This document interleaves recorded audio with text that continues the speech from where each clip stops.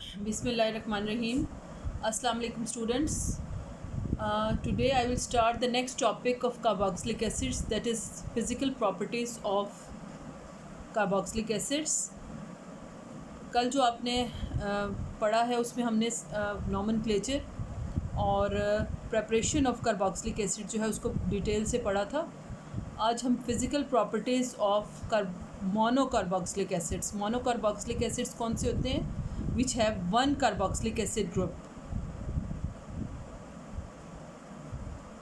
सबसे पहली जो फिज़िकल प्रॉपर्टी है that is smell. First three aliphatic carboxylic acid, that is formic acid, acetic acid. Formic acid is also called methanoic acid and acetic acid is also called ethanoic acid. कल आपको मैंने detail से बताया था कि IUPAC nomenclature और trivial names जो हैं उनमें क्या डिफरेंस है. तो ये जो फर्स्ट थ्री एसिड्स हैं, these all are colourless liquids and they have pungent smell.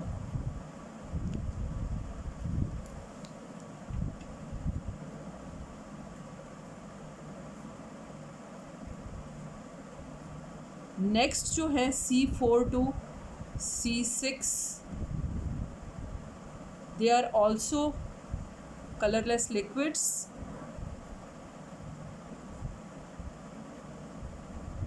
and they have unpleasant smell.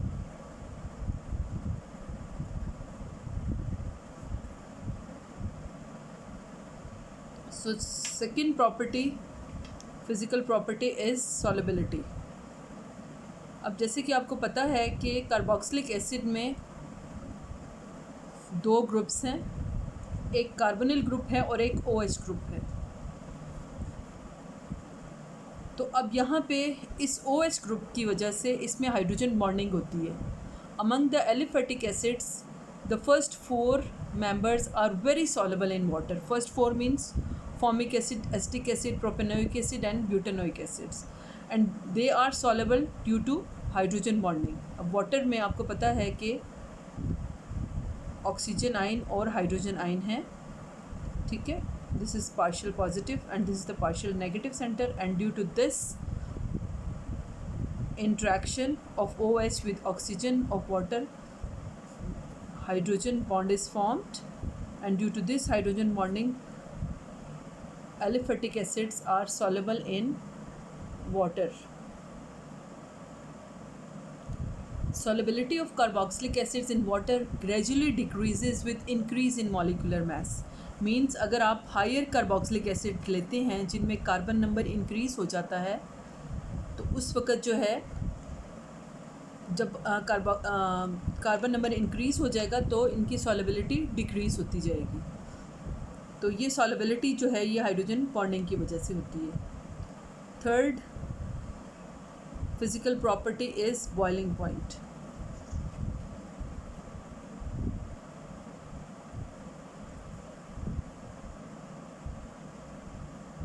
Boiling point carboxylic acids का रिलेटिवली हाई होता है due to intermolecular hydrogen bonding.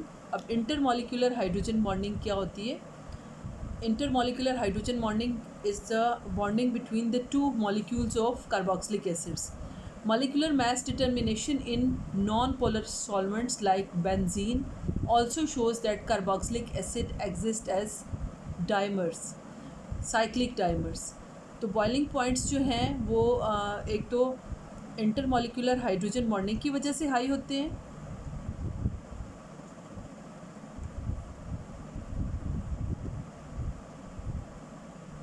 और दूसरा जो डाइमर बनता है वो किस तरह से बनता है?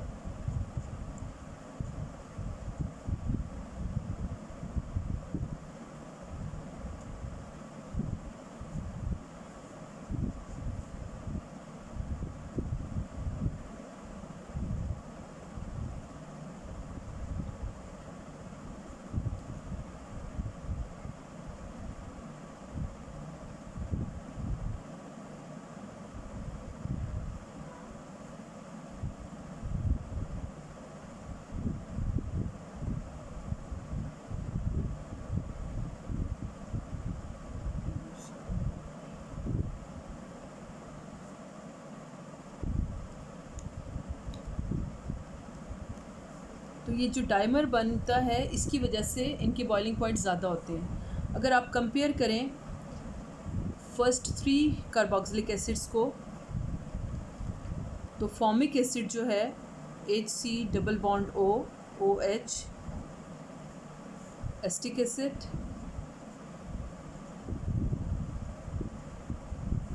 और एथेनोइक एसिड, इसका जो बॉइलिंग पॉइंट है फॉर्मिक एसिड का that is 100 degree centigrade, ethanoic acid का बॉइलिंग पॉइंट है 118 डिग्री सेंटीग्रेड, और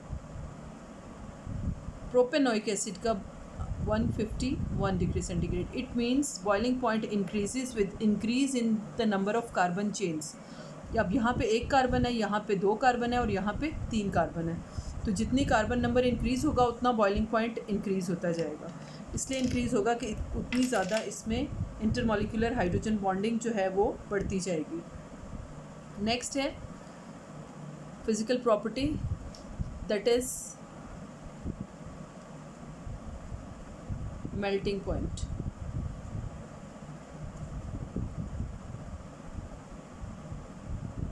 Melting point of carboxylic acids increases irregularly with the increase in molecular mass, and it has been observed that the melting point of carboxylic acids containing even number of carbon atom is higher than the next lower and higher numbers containing odd number of carbon atoms.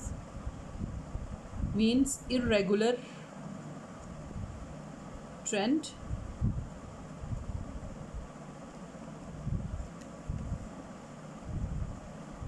increase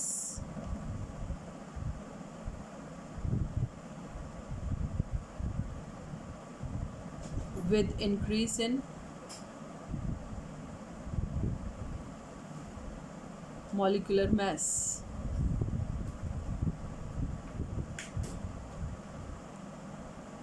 and melting point of carboxylic acids containing even number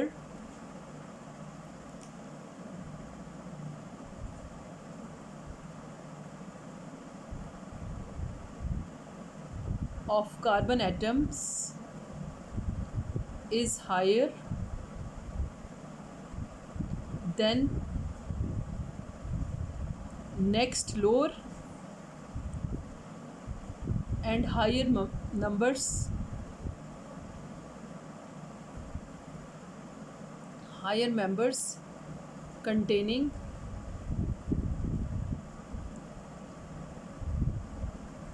odd number of electrons, odd number of carbon atoms। इसकी example मैं आपको बताती हूँ।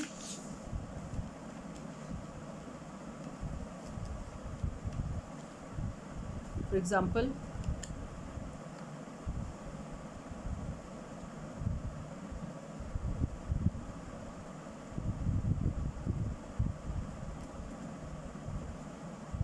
this is propanoic acid having melting point -22 degree centigrade. अब ये जो है इसमें odd number of carbon atoms है। अगर आप नेक्स्ट मेंबर देखें विच इज़ ब्यूटानोइक एसिड,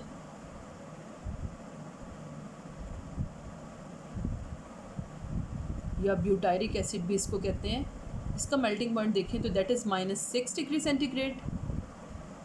और अगर आप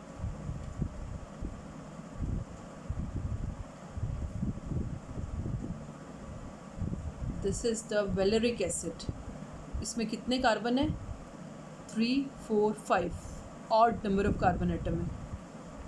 तो इसको अगर आप देखें तो इसका है मेल्टिंग पॉइंट -36 डिग्री सेंटीग्रेड। अब आप देखें कि यहाँ पे किसका मेल्टिंग पॉइंट सबसे ज़्यादा है -6। माइनस जितना कम होता जाता है उतना ज़्यादा मेल्टिंग पॉइंट होता है।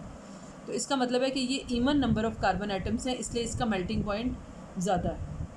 तो this is all about physical properties of carboxylic acids. Next is reactivity of carboxylic acid या carboxylic group. Carboxylic acid group consists of carboxyl and hydroxyl group Although carboxylic acids have carbonyl groups like aldehydes and ketones, for example, this carbonyl group is present in aldehydes and ketones, but carboxylic acids do not undergo addition or condensation just like aldehydes or ketones, because carbon atom of carbonyl group is less positive than that in aldehydes or ketones. However, carboxylic acid undergoes following types of reactions. First one is reactions in which hydrogen atom of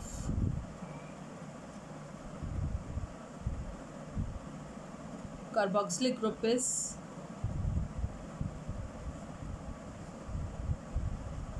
involved, means salt formation. अभी मैं आपको reaction बताऊंगी तो आपको ज़्यादा समझ आएगा. Salt formation होती है इसमें, हाइड्रोजन एटम जो है वो रिप्लेस होता है कार्बोक्सिलिक ग्रुप का और सॉल्ट बन जाता है. तो this is also called electrophilic substitution reaction, यानी कि ये इलेक्ट्रोफाइल जो है वो सब्सटीट्यूट होता है.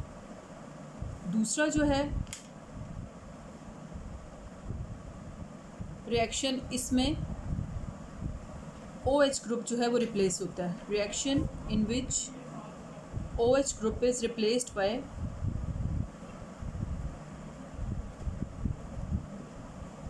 another group, means यहाँ पे न्यूक्लियोफिलिक सब्सटीट्यूशन होती है.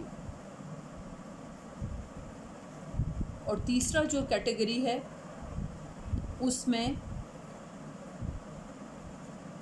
कार्बोक्सिलिक एसिड या carboxylic group as a whole involve होता है. Reactions in which carboxylic group as a whole is involved. So first we start the reactions in which hydrogen atom of carboxylic group involved. That it means category A जो है उसको सबसे पहले हम explain करेंगे. और मैंने आपको जैसे बताया है कि इस कैटेगरी में सॉल्ट फॉर्मेशन होती है. तो सॉल्ट फॉर्मेशन किस तरह से होती है? कार्बोक्सिलिक ग्रुप जो है उसमें आपके पास OH आयन है. This is partial negative, this is partial positive. अब वाटर जो है इसमें आपके पास भी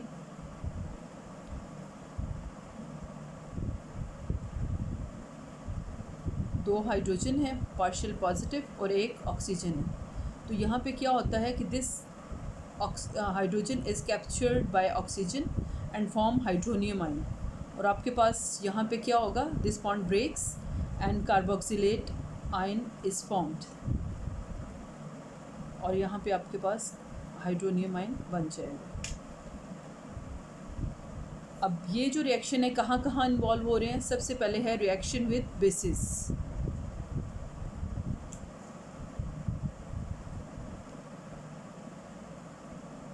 ये जो आपको मैंने रिएक्शन बताया है इसमें फर्स्ट कैटेगरी जो बताई थी, reactions in which hydrogen atom of carbonyl group is involved. Here when you react carboxylic acid with water, hydrogen is captured by oxygen and form hydronium ion. और यहाँ पे आपका कार्बोक्सिलेट एनाइन बन जाता है. तो ये रिएक्शन कहाँ पे इन्वॉल्व होता है? सबसे पहले है रिएक्शंस विद बेसिस. अब यहाँ पे हम कौन सी बेसिस की बात करेंगे? हम strong bases like sodium hydroxide और पोटेशियम हाइड्रोक्साइड की बात कर रहे हैं. तो जब भी कार्बोक्सिलिक एसिड रिएक्ट करता है बेसिस के साथ तो सॉल्ट बना देता है. फॉर एग्ज़ाम्पल यहाँ पे कौन सी बेस हम ले लें? Strong base sodium hydroxide. तो ये OH आयन कैप्चर कर लेगा हाइड्रोजन को और सोडियम यहाँ पे लग जाएगा क्योंकि आपके पास एसिड कार्बोक्सिलेट एनाइन बना है. तो यहाँ पे आपके पास जो बनेगा product that is the salt of carboxylate ion plus water. दूसरा जो रिएक्शन है इसमें वो है reactions with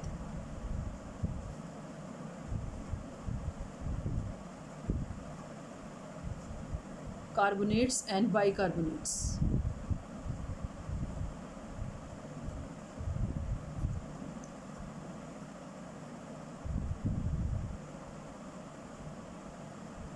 carboxylic acids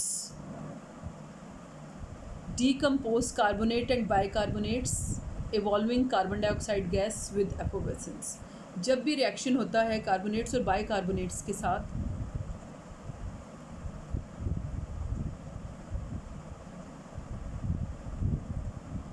carbonates और बाइकार्बोनेट्स जो हैं these are weak bases. Sodium hydroxide जो थी वो स्ट्रॉन्ग बेस थी. ठीक है, कार्बोनेट के साथ जो बेस बनेगी that is weak base acetic acid plus sodium carbonate. इसमें जो सॉल्ट बनेगा आपका वो सेम वैसा ही बनेगा जैसा कि सोडियम हाइड्रोक्साइड के साथ बना है, लेकिन यहाँ पे क्या होगा, कार्बन डाइऑक्साइड इवॉल्व होगी और साथ वाटर. ठीक है जी. और इसी तरह से सेम यही रिएक्शन बाइकार्बोनेट के साथ होगा. Sodium bicarbonate it gives sodium acetate. Salt होगा कार्बोक्सिलिक एसिड का, सोडियम एसीटेट, और साथ आपके कार्बन डाइऑक्साइड और वाटर, सेम वही प्रोडक्ट्स बनेंगे जो कि सोडियम कार्बोनेट के साथ बनेंगे.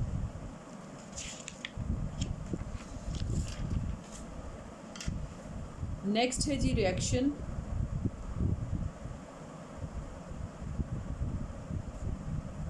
With metals.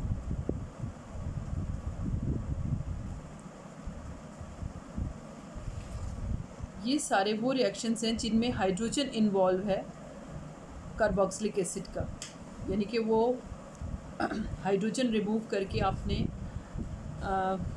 बेसिस के साथ रिएक्ट करवाना है या मेटल्स के साथ करवाना है. अब फॉर एग्ज़ाम्पल मेटल्स के साथ भी आप जब भी करवाएंगे तो ज़ाहिर है सॉल्ट ही बनेगा.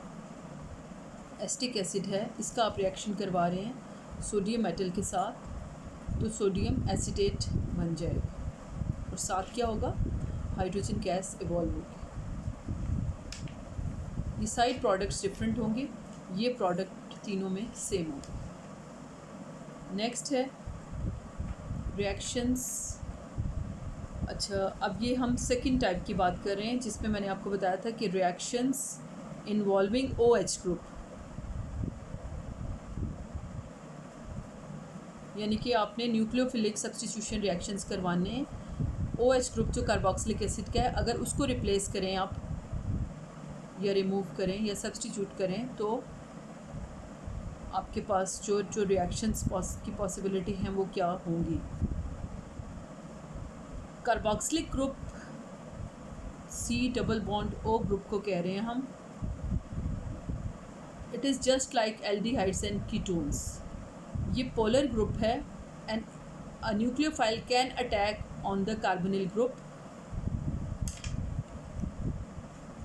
ये इस तरह का है ना, तो कोई भी न्यूक्लियोफाइल जो है that can attack on the carboxyl carbon and form a tetrahedral intermediate.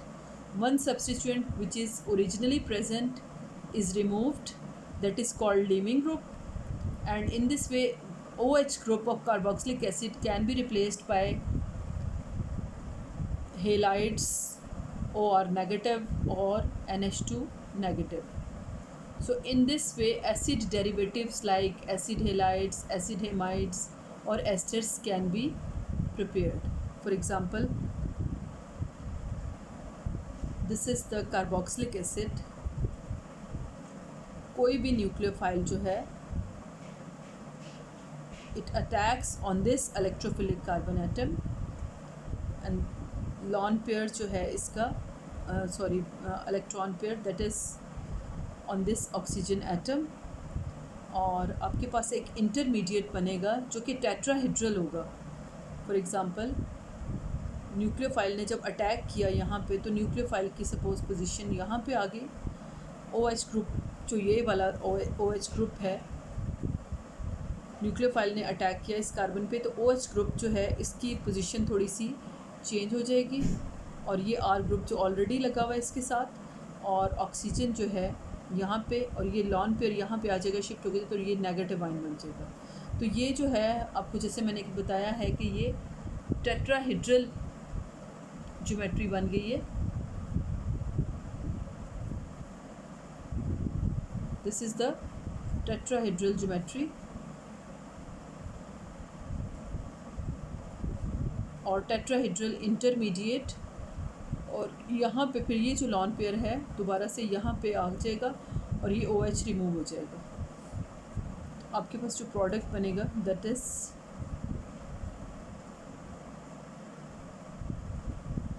Plus ये OH नेगेटिव जो कि रिमूव हो गया, आपके पास C डबल बॉन्ड O बन जाएगा, न्यूक्लियोफाइल R और OH नेगेटिव। ठीक हो गया जी। These all are reactions involving OH of the carboxylic acids। अब ये तो मैंने आपको मैकेनिज़्म बताया है, अब हम रिएक्शंस करते हैं इससे रिलेटेड जो जो रिएक्शंस पॉसिबल हो सकते हैं। सबसे पहला जो रिएक्शन है that is reaction of PCl3, PCl5 and SOCl3। Reaction of PCl5 and SOCl2। पहला जो रिएक्शन है acetic acid reacts with PCl5 to form CH3 C double bond O Cl, यानी कि ये बॉन्ड जो है वो सब्स्टिट्यूट हो गया है Cl के साथ और आपके पास एसिटाइल क्लोराइड बना है। ठीक है, और साथ आपका जो दूसरा प्रोडक्ट बना है that is POCl3 phosphorus oxychloride plus hydrochloric acid. इसी तरह से जो दूसरा रिएक्शन आपको बता रही हूँ वो है SOCl2 के साथ, उसमें भी OH बॉन्ड ब्रेक होगा, क्लीवेज होगी उसकी,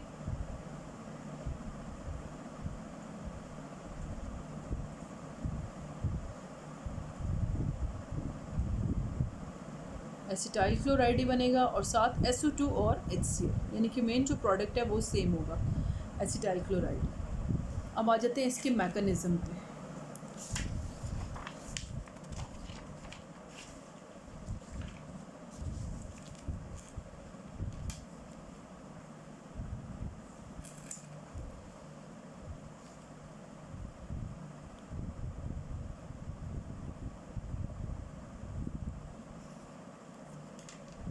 सबसे पहले जो है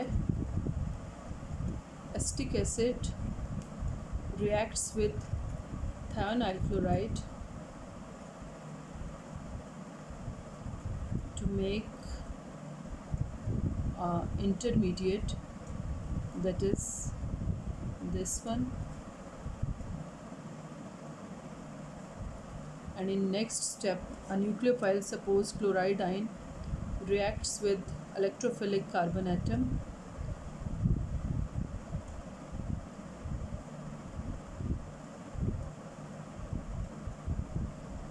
ये मैंने वही प्रोडक्ट लिखा है जो ऊपर बना है। अब ये जो है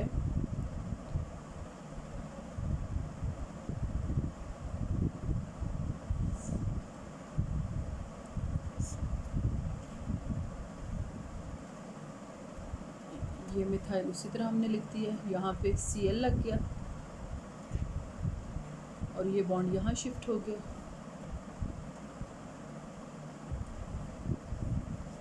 नेक्स्ट स्टेप में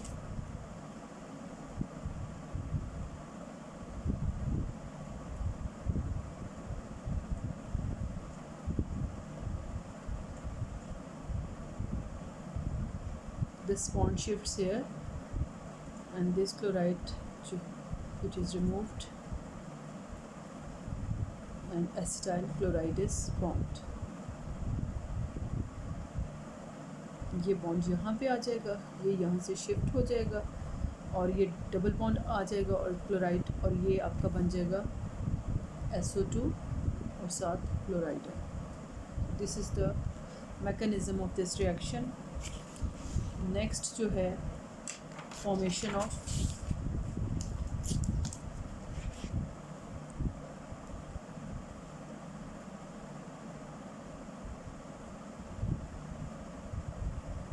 an ester।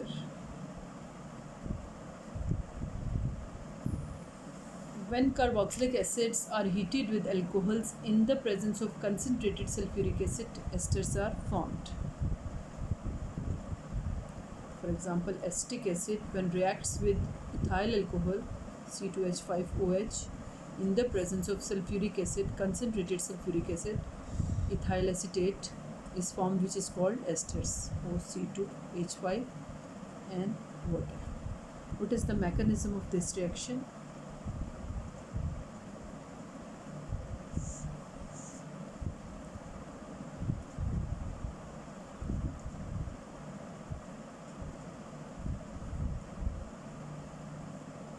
Oxygen has lone pair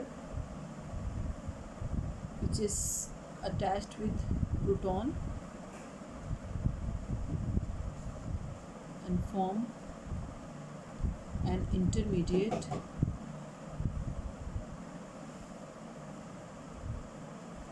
that is, this is called protonation of carboxylic acids. Actually, there are various steps which is involved in this reaction.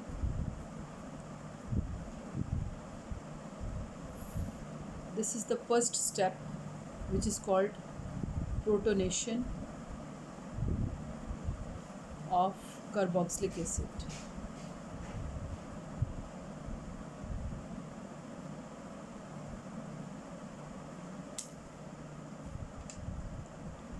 That is, oxygen captured this proton and form OH bond. When oxygen captured, then it becomes positives. Next step is, this is the first step, and next step is attack of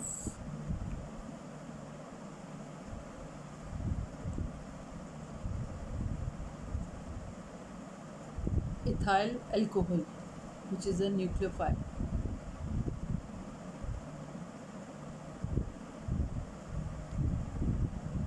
जो ऊपर मैंने लिखा है, इसी को मैं दोबारा लिख रही हूँ, जिसमें ये प्रोटॉन और ऑक्सीजन के ऊपर इलेक्ट्रोपॉजिटिव सेंटर आपको शो हो रहा है।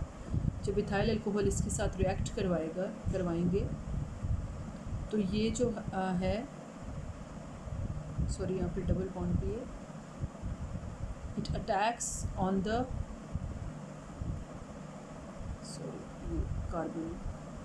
Carbon of this intermediate, and bond is shifted here, and you get C2H5OH. ये यहाँ पे जो बॉन्ड है COH2,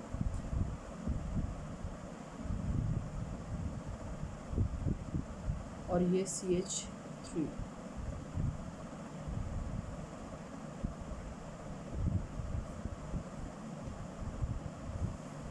ये C2H5OH, CH3, COH, और यहाँ पे आपका OH. तीसरा जो स्टेप है, that is hydrogen ion transfer.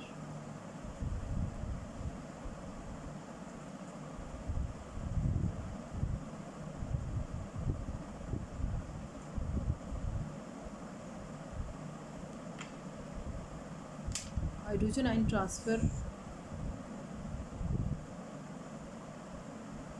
Next page पे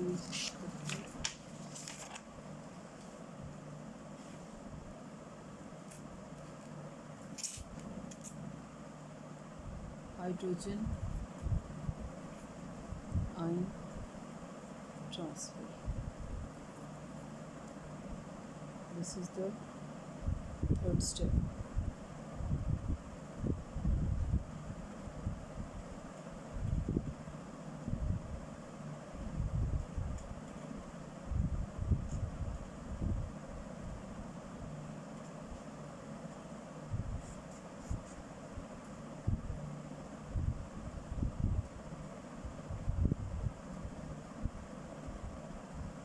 ये हाइड्रोजन आयन ट्रांसफ़र कहाँ से हुआ है?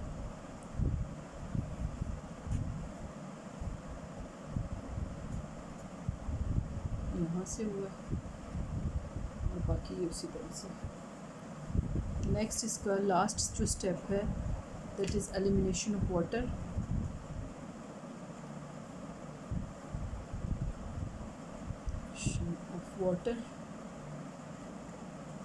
And hydrogen ion.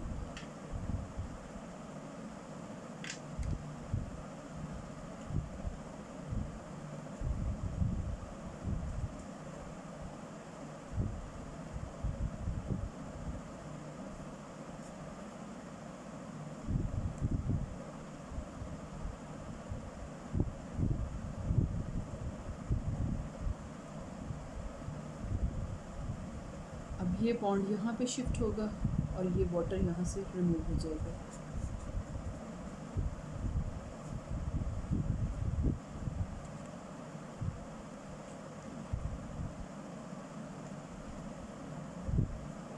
Plus H2O plus proton.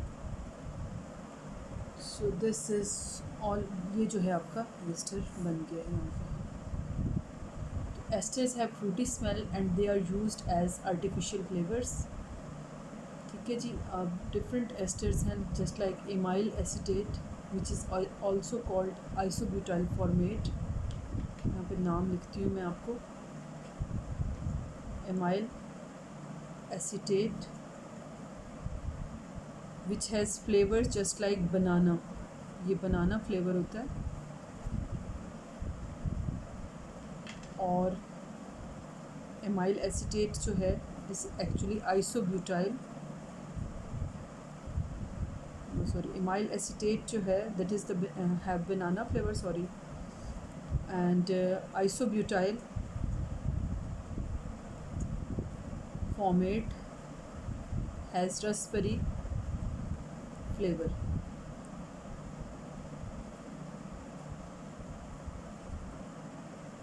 And similarly methyl acetate has glue like, and methyl cinnamate is strawberry, has strawberry flavor।